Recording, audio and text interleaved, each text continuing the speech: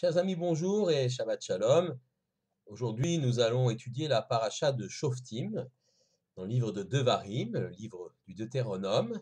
Cette paracha commence par Shoftim veshotrim titen lecha bechol sharecha. Des juges et des policiers tu te donneras dans toutes tes portes, toutes tes cités, si on peut interpréter ainsi. Asher Hashem Elokecha noten lecha lishvatecha, que l'Éternel ton Dieu donne à toutes tes tribus. Shafto et am mishpat tzedek, et ils jugeront le peuple avec un jugement juste, véritable. Donc, le ton est donné dans cette paracha de Shoftim. Il s'agit de la mise en place des institutions judiciaires pour le peuple d'Israël dans le désert et bien sûr après sur la terre d'Israël, avec cette fameuse phrase Tzedek, Tzedek Tirdof, tu dois poursuivre la justice. C'est extrêmement important d'avoir non seulement bien sûr une justice qui s'exerce, mais aussi une société plus juste. Mais je voudrais m'attacher avec vous plus particulièrement à un verset qu'on trouve un peu plus loin. Ce verset se trouve dans la paracha de Shoftim au chapitre 18, donc chapitre Yutret, et c'est le verset exactement Yud Gimel, le verset 13. Le verset est très court, il s'exprime ainsi: Tamim tiye im Hashem Elokecha. Entier, tu seras avec l'Éternel ton Dieu. Alors, certains, dans le grand rabbinat, la Bible du rabbinat, traduisent tu seras avec un cœur entier. Mais il s'agit déjà d'une interprétation, puisque le mot tamim veut bien dire entier, de façon intègre. Si on regarde Rashi, le grand commentateur médiéval, je vais le lire, Tamim tiye im Hashem Elokecha, tu seras entier avec l'Éternel ton Dieu. Rashi nous dit, Italech imo, marche avec lui, donc marche avec Dieu. Betmimut, avec, traduction de Rashi, un cœur entier, de façon sincère et entière, pleine. Utetsapelo, et regarde vers lui, ce qui signifie aie confiance en lui. Velotarkor acharatidot, et ne va pas chercher, ne recherche pas à connaître le futur. Elle a kolma sheyavo alecha, mais tout ce qui t'arrivera, kabel betmimut, accepte-le avec un cœur entier. Ve astie imo le chelko, et tu seras alors avec lui, tu seras le chelko, véritablement sa part. Alors effectivement, cette première vision, première interprétation de Tamim Tiye, soit entier avec l'Éternel ton Dieu, la vision de Rashi, nous montre quelque part qu'il faut être effectivement entier, authentique avec l'Éternel, ne pas chercher à savoir l'avenir, et c'est absolument interdit, bien sûr, toutes les divinations, toutes les recherches de bonne aventure, boule de cristal ou autre, mais il y a surtout donc une confiance que l'on doit témoigner en l'Éternel, et lui montrer qu'évidemment, nous avons confiance et que tout ce qui nous arrive finalement, même si ça apparaît sur le coup difficile, même parfois insupportable, eh bien tout est pour le bien, car l'Éternel veut notre bien.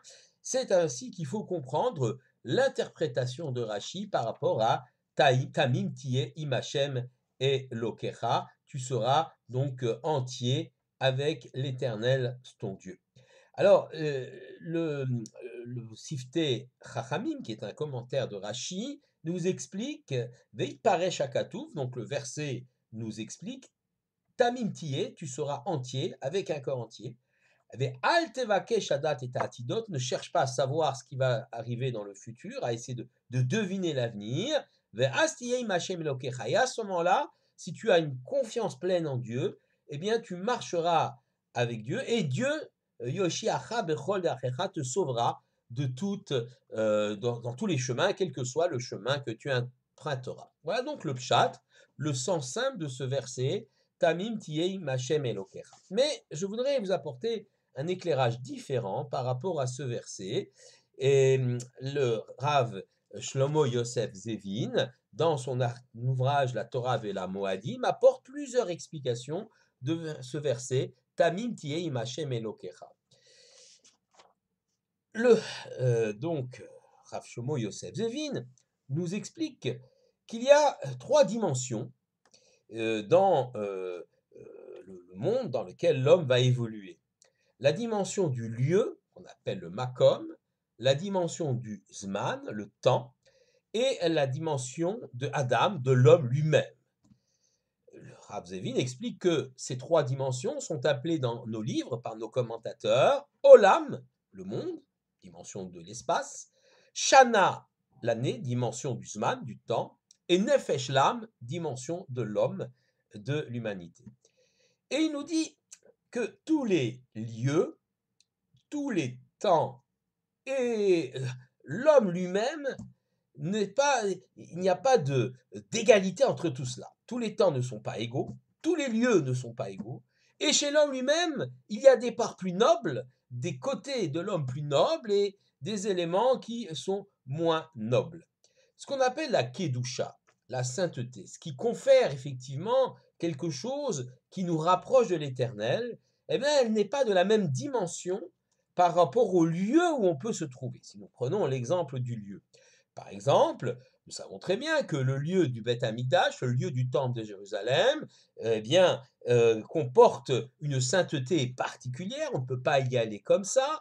Il faut être en état de pureté. C'est un lieu qui, normalement, où se trouve la présence divine. Alors, c'est vrai qu'aujourd'hui, il est un peu compliqué de monter sur le mont du Temple, mais au moins, nous allons au Kotel, et comme disent nos maîtres, l'Ozaza Shechina Mikotel Amaravi, la présence divine n'a jamais bougé du Kotel, du mur de l'ouest, du mur dit d'élémentation, du mur vestige du temple de Jérusalem. Donc il y a une kedusha bien sûr particulière. Yerushalayim, la ville de Jérusalem elle-même, porte une kedusha particulière, un peu inférieure à celle du Kotel, et puis, ou du mont du Temple, et puis ensuite toute la terre d'Israël porte une kedusha, une sainteté particulière, mais encore un peu inférieure à Jérusalem, et ensuite tout le reste du monde, la galoute. Voilà, donc il y a des différences de sainteté, d'importance, de proximité avec le Créateur par rapport au lieu. On trouve la même chose par rapport aux zman, au temps. Il y a des temps, effectivement, qui sont sublimes, qui sont des temps dans lesquels l'homme sent une proximité avec Dieu, où sa parole s'élève de façon plus facile. Ce sont les Shabbatot, les Shabbats, mais aussi les jours de fête, les Yamim Noraïm, les jours redoutables de Rosh Hashanah et de Kippour, le mois de Tishri, et également ce mois que nous vivons, le mois de Elul, qui est un mois de rapprochement, puisque le fameux verset cité par le roi Salomon, Ani le Dodi Dodili, donc dans Shirachirim, dans le Cantique des Cantiques, je suis à mon bien-aimé est à moi, qui montre cette proximité entre un fiancé et son épouse, entre Dieu et le peuple d'Israël, une sorte d'image, bien sûr, d'allégorie. Eh bien, cette proximité, elle se retrouve dans le mois d'Elul, puisque Ani le Dodi Dodili, on retrouve les Rachetevot, c'est-à-dire les lettres commençant le mot Ani le Dodi Dodili, qui forment donc le mois de Elul. Donc il y a des temps plus propices à la sainteté, à la proximité avec Dieu, au fait que notre prière va être entendue et va se rapprocher de l'éternel. Et chez l'être humain, bien sûr, il y a des parts de notre corps qui sont extrêmement saintes, la tête, le cerveau, l'esprit, qui pense, qui réfléchit, qui élabore, qui prie. Et puis, eh bien, toute la partie basse chez l'être humain, les membres qui nous supportent, nous permettent d'avancer et de marcher. Donc voilà, il y a aussi deux parties chez l'homme, une partie plus noble et plus sainte. Mais ce qui est intéressant, ça ne veut pas dire cette dualité entre les jours saints et les jours profanes, les lieux saints et les lieux profanes, les parties plus saintes chez l'homme et les parties plus profanes. Cela ne veut pas dire qu'il y a une opposition absolue. Bien au contraire. Et c'est là qu'intervient le verset Tamim tiye im Hashem Elokecha, sois entier avec l'Éternel ton Dieu. Et ce que veut dire le Rav Zevin, et c'est ça qui est intéressant, il relie un peu, réinterprète cette phrase-là, sois entier, tout entier, ton corps tout entier, les parties nobles comme celles de la réflexion, comme les parties basses de ton corps, dans le temps, les temps les plus nobles, les temps les plus saints, comme les temps les plus profanes.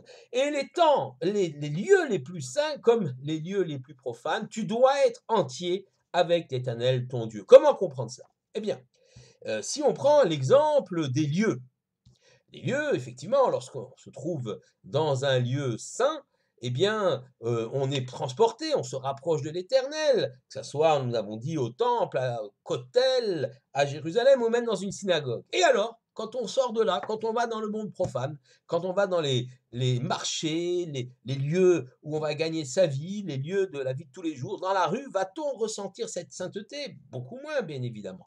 Eh bien, c'est là qu'intervient ce verset. Tamim tiyeim Hashem Elokecha. Même dans ces lieux-là, tu devras t'efforcer d'y introduire une certaine sainteté, soit que tu l'as prise, capturée lorsque tu étais à la synagogue et tu l'as introduit dans ces lieux-là, et aussi par le fait que, quelle que soit ton activité, eh bien, il y a une halakha, il y a une loi, il y a une Torah pour toutes les activités. Il y a une façon juive, conforme à la halakha, à la loi juive, de faire du commerce, une façon juive d'être artisan, une façon juive d'être médecin, etc., etc., etc.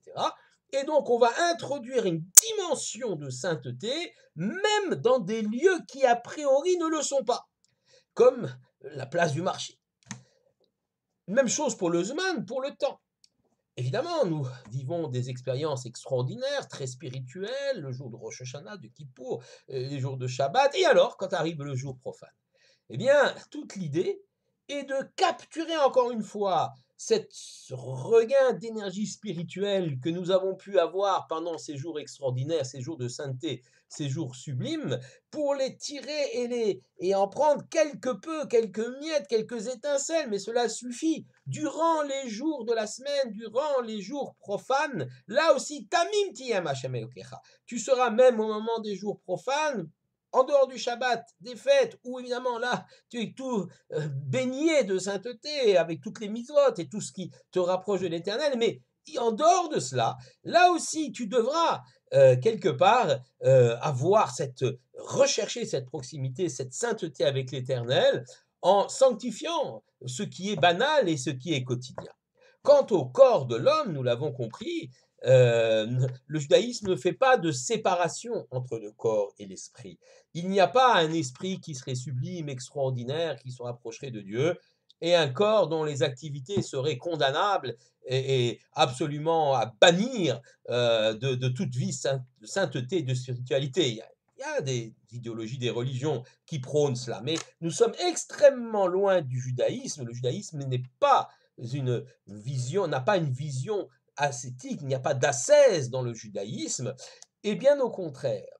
Si effectivement l'esprit, la pensée, la parole, tout cela est sublime et élève l'homme, eh bien aussi les activités conduites par des parties moins nobles du corps de l'homme, supposées moins nobles, eh bien rentrent même dans le cadre de la Kedusha et de la sainteté. Si par exemple consommer un aliment pourrait être considéré comme quelque chose de banal, de vital pour simplement assurer sa vie, eh bien, on peut le faire à la manière d'un animal, simplement pour se nourrir ou avoir du plaisir de la nourriture, et on peut le faire aussi de façon à ce que cet aliment choisi rigoureusement selon les règles de la cacheroute, cet aliment sur lequel on va prononcer une bracha, une bénédiction avant de le consommer, cet aliment qui sera peut-être un élément qui va rassembler plusieurs personnes autour d'une discussion de Torah, la famille tout simplement, eh bien cet aliment va devenir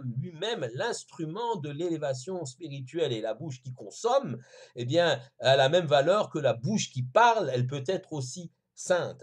Et puis, même les parties basses de l'homme, nous avons dit, les jambes, les pieds nous amènent peut-être vers des horizons extraordinaires, les organes reproducteurs de l'homme, ils répondent à une envie biologique de l'homme ou de la femme, eh bien, peuvent être mis au service d'une mitzvah dans le cadre du mariage et dans le cadre de l'amour qu'un homme peut apporter à sa propre épouse. Et il y a bien sûr une dimension forte et spirituelle dans cela. Donc, tamim tiyeim Hashem Elokecha, sois entier, complet avec l'Éternel ton Dieu, c'est un message extrêmement fort. Il n'y a pas de juif dans la synagogue et de quelqu'un qui se cache à l'extérieur de la synagogue. Bon, je sais bien qu'à une certaine époque, on disait sois juif ou israélite chez toi, mais quand tu sors, masque tout cela. Il ne s'agit pas de cela. Il ne s'agit pas non plus d'être ostentatoire à l'extérieur. C'est pas dans ça dont il s'agit, ou d'utiliser le judaïsme comme un drapeau politique. C'est pas du tout ça dont il s'agit, mais simplement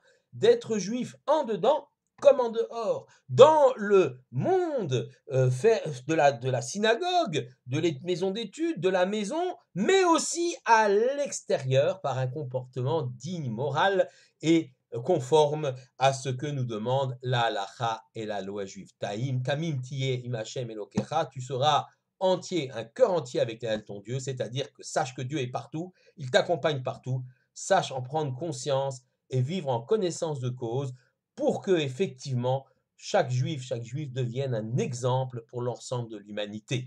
Shabbat shalom à tous.